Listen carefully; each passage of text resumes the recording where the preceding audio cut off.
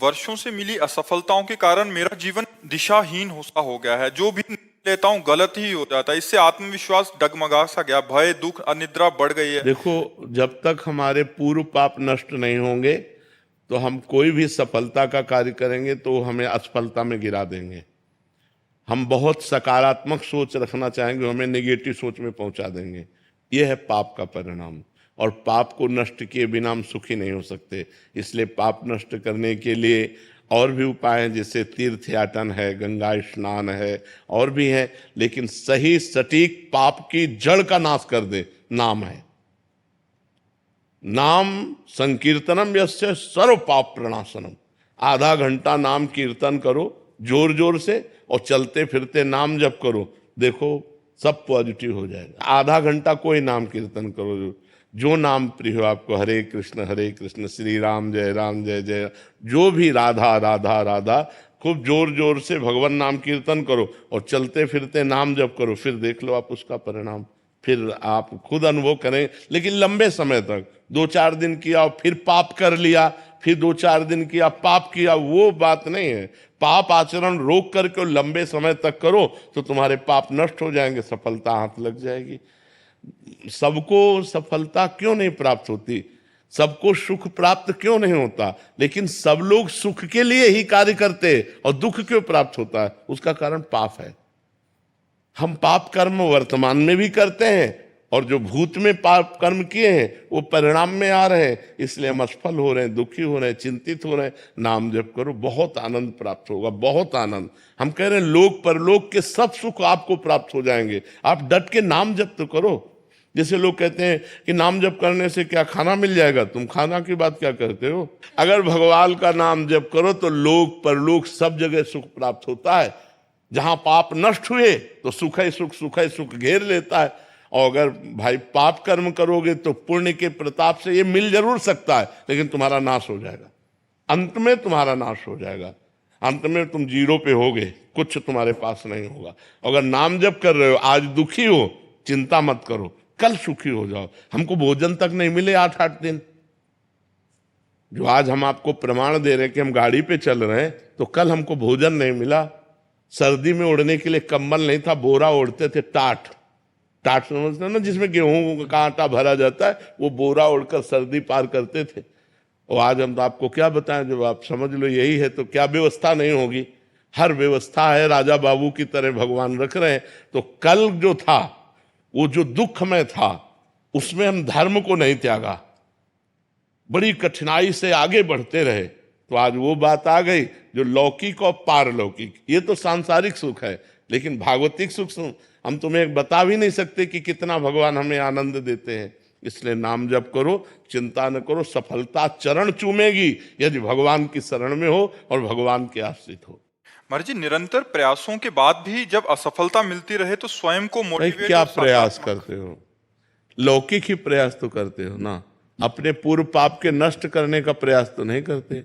कि आप कोई अनुष्ठान कर रहे हैं, आप भजन कर रहे हैं, आप परोपकार कर रहे हैं, आप तीर्थयाटन कर रहे हैं पवित्र भाव से, ये तो सब कुछ है नहीं। तो पूर्व में जो पाप कर्म किया है, अब जो आप सफलता के लिए प्रयास करते हैं, वो आपको असफल कर देता है, गिरा देता है। तो आपका प्रयास कोई आध्यात्मिक है क्या?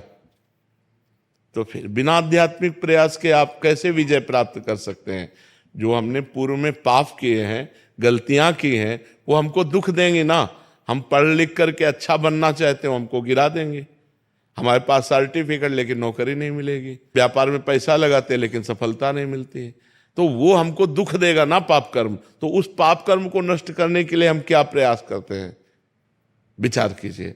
कोई प्रयास नहीं करते ना, तो उसके लिए प्रयास करो। हम कह रहे हैं कुछ मत करो, राधा राधा राधा राधा राधा नाम जपना शुरू करो। काउंटर लो और गिनती से 50,000 रोज नाम जप करो। फिर हमें बताओ लंबे समय तक। ये नहीं कि अब 4 दिन बाद हमसे प्रश्न करो कि 50,000 नाम जप किया, हमारी नौकरी नहीं लग गई, हमारा काम नहीं बना। लंबे समय तक जप कीजिए, फिर देखिए सफलता मिलती है कि नहीं। कुछ जने बिना प्रयास के भी महाराज जी, क्या उनका पूर्व का प्रारब्ध? पूर्व का पुण्य, पूर्व का पुण्य है कि उनका प्रयास कोई ज्यादा प्रशंसनीय नहीं है, पर वो सफलता प्रशंसनीय प्राप्त कर रहे हैं, ये पूर्व का पुण्य है। ऐसा भी देखा जाता है कि वो बिना उसमें योग्यता भी नहीं है फिर भी। बिल्कुल, हाँ, योग्यता भी नहीं, प्रयास भी नहीं, सफलता अधिक है, ये पूर्व का पुण्य उनका काम कर रहा है। योग्यता है, प्रयास भी है, लेकिन सफलता नहीं, ये पूर्व का पाप उसको गिरा रहा है। क्रम होता है, जब पुण्य लगेगा तो आप पाप कर्म करो तो भी उन्नति होती चली जाएगी, और जब पुण्य का संयोग आएगा, जैसे पाप का लगा संयोग, तो अब आप चाहे जितना पुण्य करो, आप चाहे जितना धर्म करो, वो आपको दुख ही देता चला जाएगा। और पुण्य का संयोग है तो आप पाप कर्म करो तो भी आपको सुख मिलता चला जाएगा। लेकिन जब ये पुण्य खत्म होगा और पूर्व का पाप और वर्तमान का पाप मिलेगा तो आपको कष्ट दे देगा। और जब उनका पाप नष्ट हो जाएगा और तो ये पुण्य और वो पुण्य पीछे का जब मिलेगा तो उनकी उन्नति हो जाएगी। ये एक क्रम है ईश्वरीय, जो ईश्वरी भागवती है जो क्रम है वो ये है। तो इसलिए नाम जप करो और अपने पापों को भस्म करके आगे बढ़ो, नाम जप करो, ठीक है। प्रतिकूलताओं और हतोत्साहित जब हो जाता हूँ, ऐसी स्थिति आती है, तो ऐसे समय में अपने को खुद को कैसे फोकस रखूं और प्रोत्साहित रखूं कि मतलब आगे का मार्ग प्रशस्त हो। जब हम भगवान से चित्त जोड़ देते हैं तो इस प्रश्न का उत्तर अपने आप मिल जाता है, ऐसा बल मिल जाता है कि हम उनको सह सकते हैं। क्योंकि हम भगवान से जब चित्त जोड़े हैं ना तो हमारा मन आनंदित रहता है। अगर मन आनंदित है तो हम विपत्तियों को रौंदते हुए निकल जाएंगे। अगर हमारा मन आनंदित नहीं है तो फिर हम गिर जाएंगे। और मन आनंदित होगा जब भगवान से जुड़े। तो हम वही बात आपको सिखाना चाहते हैं कि भगवान से जुड़ो, गंदा आचरण मत करो, पाप मत करो, मांस मदिरा का सेवन मत करो, फिर देखो तुम्हारा चित्त कितना आनंदित रहता है। कोई व्यसन ना हो और कोई पाप ना हो और थोड़ा भी भजन होगा तो आपका हृदय आनंदित रहेगा। आप पक्का समझो, भगवदा आनंद से ही हम इन विपत्तियों से लड़ सकते हैं, नहीं तो ऐसे ऐसी विपत्तियां पूछो मत। ये माया इतनी विचित्र है, पूछो मत। भोजन की थाली सामने आई और ढनक गए, कवल नहीं खा पाए, आराम से टहलते जा रहे, पीछे से टक्कर लगा, मर गए। हमारा कब शरीर छूट जाए, हमारा कब क्या घटना हो जाए, इस संसार में कहा नहीं जा सकता। इसलिए मालिक से जुड़े रहो। तो हम विपत्तियों पर तभी हावी हो सकते हैं, भारी पड़ सकते हैं, जब भगवान से जुड़े। नहीं, विपत्तियां हम पर भारी पड़ जाएंगी और हमको गिरा देंगी।